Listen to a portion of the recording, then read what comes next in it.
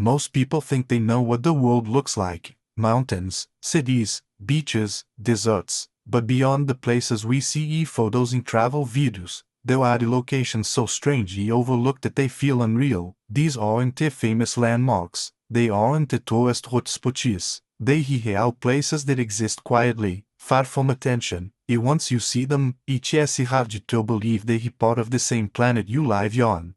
From the ground, it looks like nothing special. From space, it looks impossible. A massive circular structure in the Sahara Desert, stretching over 40 kilometers wide, often called the Eye of the Sahara. Its perfectly concentric rings confuse scientists till this day. Each looks artificial, like something built, not formed. Standing there feels like you're walking inside a mystery no one fully understands.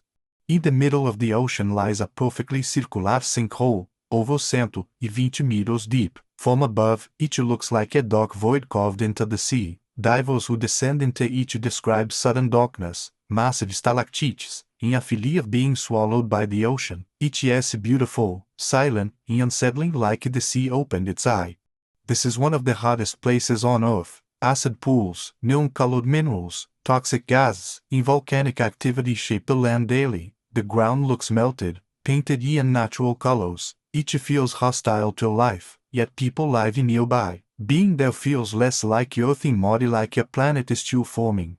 Hundreds of pine trees carve sharply at the base, all bending in the same direction before growing straight upward. No one knows why. War damage, human manipulation, natural anomaly, nothing has been proven. Walking through the forest feels like stepping into a frozen question mark.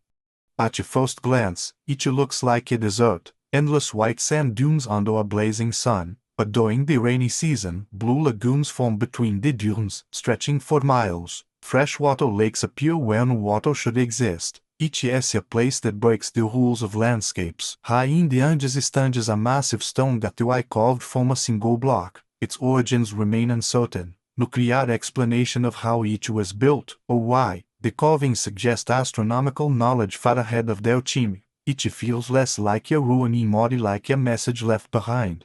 On Lake Titicaca, entire communities live on islands made completely of reeds. The ground beneath their homes floats. These lands are constantly rebuilt as the reeds decay. It is a way of life that has existed for centuries, quietly defying what we think land is supposed to be. Giant stone spheres lie scattered across a beach, some as large as cars, perfectly huge, naturally formed. No clear visual explanation. They look placed, not grown. Seeing them in person feels like arriving after something already happened, and missing the explanation. These places don't feel unreal because they're impossible. They feel unreal because they don't fit our expectations of Earth. The world isn't smaller than we think. It is stranger,